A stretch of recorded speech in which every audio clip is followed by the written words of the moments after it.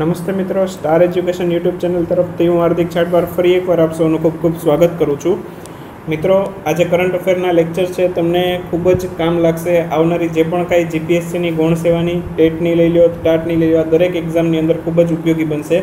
અને હાઈકોર્ટ આસિસ્ટન્ટની જે એક્ઝામ છે એની અંદર પણ ખૂબ જ ઉપયોગી થશે. પણ એમાં ક્વેશ્ચન ખાલી ઇંગ્લિશમાં હશે એટલો ફરક બનશે, પણ તમારી અન્ડરસ્ટેન્ડિંગ જો ગુજરાતીમાં હશે તો કોઈ પણ પ્રકારનો પ્રોબ્લેમ નહીં થાય. આપણે સમજવું તો પડશે પહેલાં, બરાબર, ત્યારે જ આપણને આવડશે.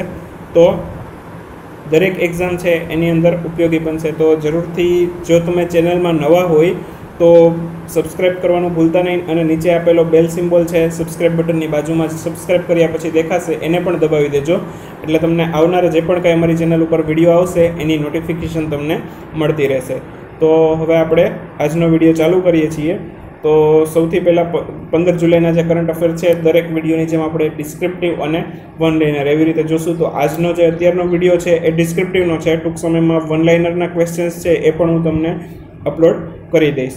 તો ચાલુ કરીએ છીએ. વિશ્વ યુવા કૌશલ્ય દિવસ, તો એક યુનાઇટેડ નેશન્સ છે એની એક જનરલ એસેમ્બલી હતી, એની અંદર 15 જુલાઈનો દિવસ છે એને વિશ્વ યુવા કૌશલ્ય દિવસ તરીકે ઉજવવાનું નક્કી કરવામાં આવ્યું હતું, બરાબર. હવે જ્યારે યુનાઇટેડ નેશન્સની વાત આવે ત્યારે આપણને ખબર હોવી જોઈએ કે એની સ્થાપના ક્યારે થઈ છે. તો સ્થાપના ક્યારે થઈ છે તો કે 24 ઓક્ટોબર 1945ના રોજ એની સ્થાપના થઈ છે, બરાબર. અને તેનું હેડક્વાર્ટર ક્યાં આવેલું છે એવું પણ પૂછાય, તો ક્યાં આવેલું છે? ન્યુયોર્કની અંદર આવેલું છે, બરાબર. યુનાઇટેડ નેશન્સ જ્યારે પણ આવા કોઈ કરંટ અફેર ચર્ચામાં હોય ત્યારે એ સંસ્થાને લગતું પણ કરંટ અફેર્સની અંદર આવરી લેવાનું હોય છે. તો ક્યારે સ્થાપના થઈ તો કે 24 ઓક્ટોબર 1945. મોટે ભાગે વર્ષ જ પૂછાય છે, તારીખ નથી પૂછતા. તો 1945માં સ્થાપના થઈ એવું યાદ રાખશું, અને અત્યાર સુધી ક્યારેય તારીખ સાથે નથી આવ્યું. અને ત્યારબાદ હેડક્વાર્ટર છે, બરાબર, તો ક્યાં આવેલું છે? ન્યુયોર્કની અંદર આવેલું છે. એના પછીનું જોઈએ તો આપણે સોમનાથ મંદિર, બરાબર. સોમનાથ મંદિર છે એને હમણાં જ આઇકોનિક પ્લેસ છે એનો દરજ્જો આપવામાં આવેલો છે.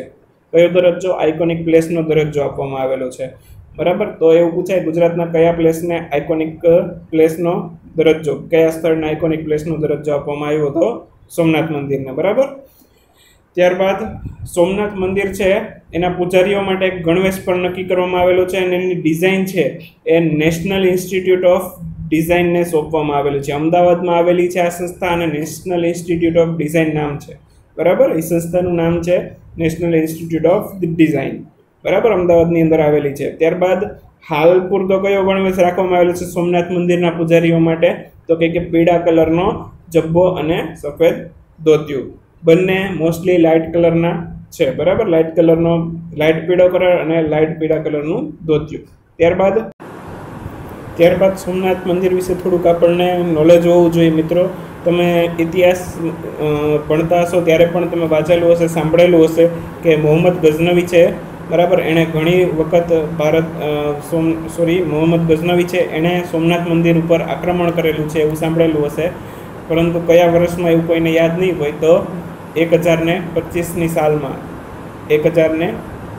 1025ની અંદર ભીમદેવ પહેલો હતો એ રાજાના સમયમાં એણે સોમનાથ મંદિર ઉપર આક્રમણ કરી અને લૂંટેલું હતું મોહમ્મદ ગઝનવીએ, બરાબર.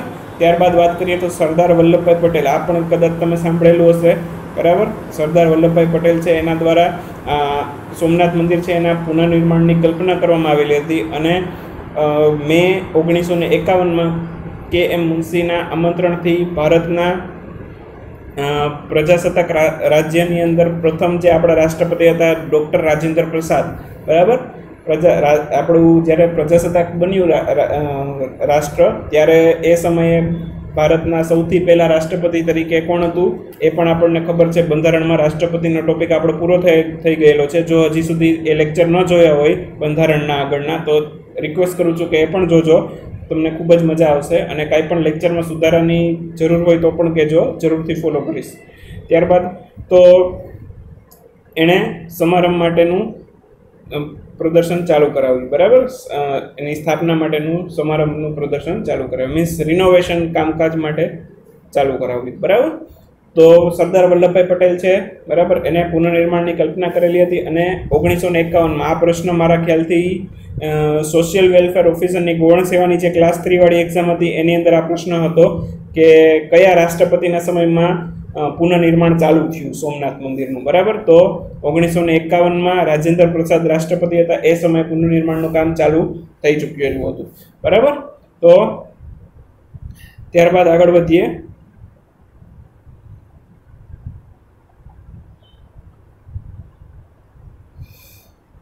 મોહમ્મદ કૈફ છે ભારતના ખૂબ જ જાણીતા ક્રિકેટર. એણે શુક્રવારે રિટાયરમેન્ટ જાહેર કરી દીધી પોતાની, અને ભારતમાંથી એક ખૂબ જ સારા ક્રિકેટર છે, એણે નિવૃત્તિ લીધી. એટલે આપણે તો હવે એક ક્રિકેટર ખોયેલો છે એવું જ ગણવાનું, પણ એની સામે ઘણા ક્રિકેટર નવા મળી આવે છે આપણને, બરાબર. તો ચલો, હવે ખૂબ જ યંગ ક્રિકેટર હતા, બરાબર, અને ફિટ એક્ટિવ હતા. ત્યારબાદ મોહમ્મદ કૈફ છે, બરાબર, એના વિશે થોડુંક જોઈએ તો 12 વર્ષ પહેલાં છે એણે 2006ની અંદર દક્ષિણ આફ્રિકા સામેની અંતિમ આંતરરાષ્ટ્રીય મેચ રમી હતી, બરાબર. છેલ્લી અંતિમ આંતરરાષ્ટ્રીય મેચ મોહમ્મદ કૈફે ક્યારે રમી હતી એવો પ્રશ્ન કદાચ આવી શકે, બરાબર. કોઈ પણ આવનારી એક્ઝામ છે, બરાબર, કયા ક્રિકેટરે હાલમાં નિવૃત્તિ જાહેર કરી એવું કદાચ જ આવે, બરાબર. પરંતુ આવો પ્રશ્ન આવી શકે કે મોહમ્મદ કૈફે છેલ્લી આંતરરાષ્ટ્રીય મેચ ક્યારે રમી હતી. તો ક્યારે રમી હતી? 2006માં રમી હતી, બરાબર. અને કોની સામે રમી હતી? તો કે દક્ષિણ આફ્રિકા સામે, બરાબર. બે વસ્તુ ખાસ યાદ રાખજો, આખું અગત્યનું. ત્યારબાદ મોહમ્મદ કૈફ છે એણે 2000ની સાલની અંદર, ઈસવીસન 2000ની અંદર અંડર-19 વર્લ્ડ કપ છે, બરાબર, એ વિશ્વ કપના વિજેતા હતા અને એ ટીમના કેપ્ટન પણ હતા, બરાબર. મીન્સ જ્યારે એ ટીમ જીતનાર જે ટીમ હતી ઈસવીસન 2000ની અંદર, એ ટીમના કેપ્ટન તરીકે પણ એણે ફરજ બજાવેલી છે. અંડર-19ની અંદર જે ટીમ જીતેલી હતી તો એ ટીમના કેપ્ટન રહી ચૂકેલા છે, બરાબર, મોહમ્મદ કૈફ, બરાબર.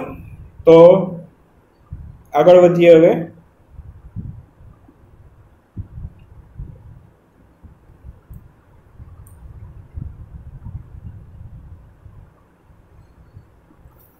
વિમ્બલ્ડન ઇતિહાસની સૌથી લાંબી ટેનિસ મેચ છે, બરાબર. કોની વચ્ચે રમાયેલી હતી? તો કે દક્ષિણ આફ્રિકાના કેવિન એન્ડરસન, બરાબર, નામ યાદ રાખજો, ટેનિસ પ્લેયર છે બંને.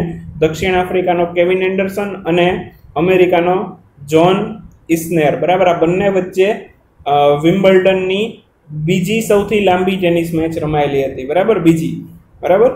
અને કેટલી કલાક સુધી હાલી હતી? 6 કલાક ને 35 મિનિટ સુધી. અને પહેલી મેચ જે હતી એ લગભગ 7 કલાક સુધી હાલેલી હતી, બરાબર, 7 કલાક સુધી હાલેલી હતી, બરાબર, 7 કલાકથી વધુ હાલેલી હતી. ત્યારબાદ આગળ વધીએ તો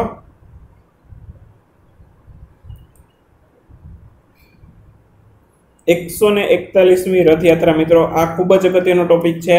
આવનારી એક્ઝામની અંદર આમાંથી એક તો ક્વેશ્ચન આવશે ને આવશે જ, બરાબર. એક ક્વેશ્ચન આમાંથી ગણી જ લેવાનો છે તમારે, એટલે આ વ્યવસ્થિત રીતે યાદ રાખી લેજો. અત્યારે જે બોલું છું મગજમાં ફિટ કરી લેજો.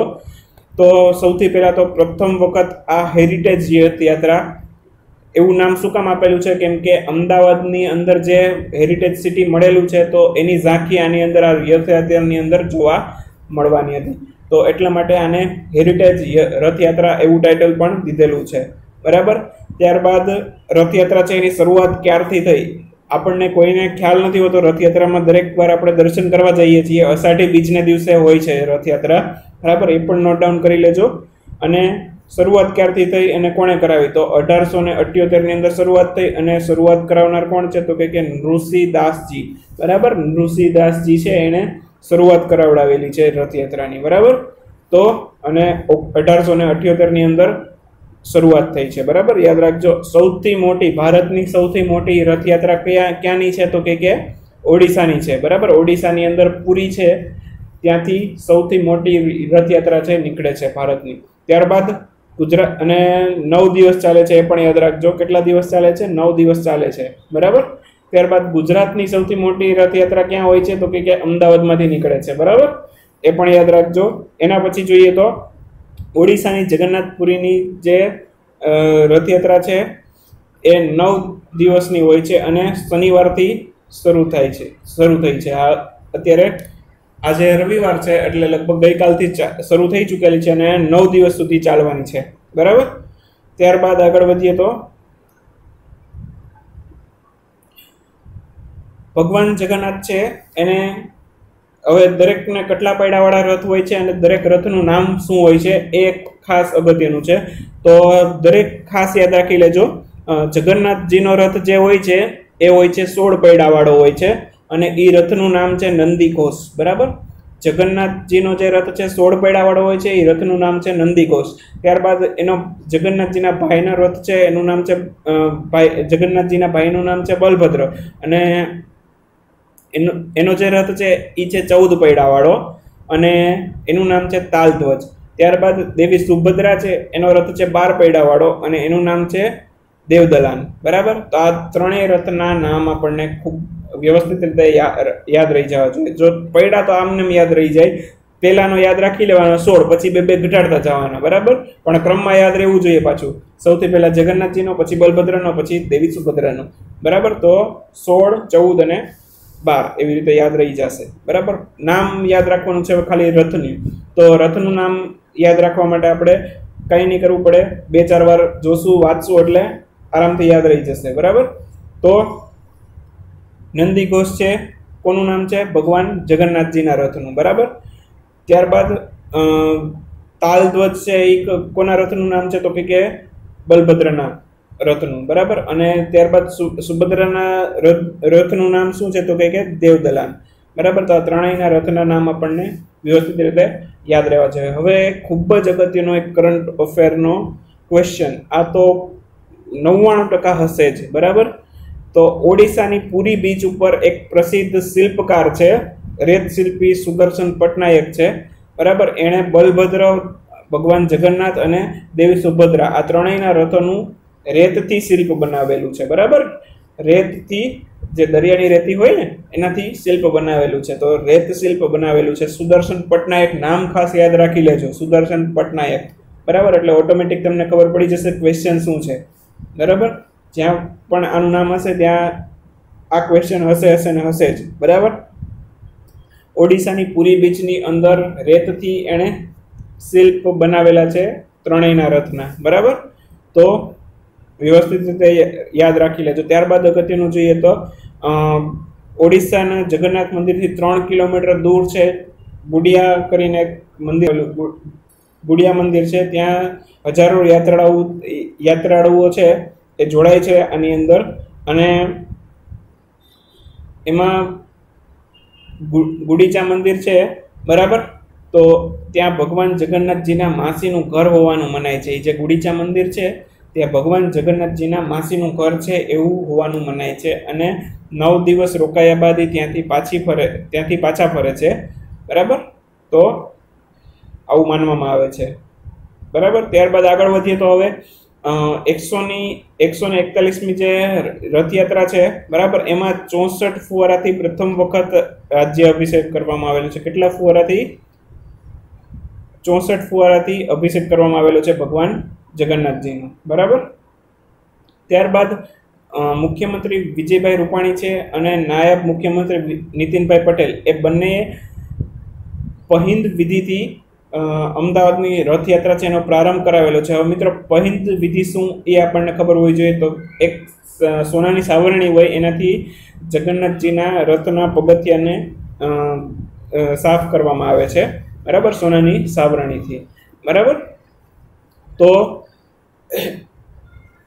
આજના કરંટ અફેર માટે આપણે એટલું રાખીએ છીએ.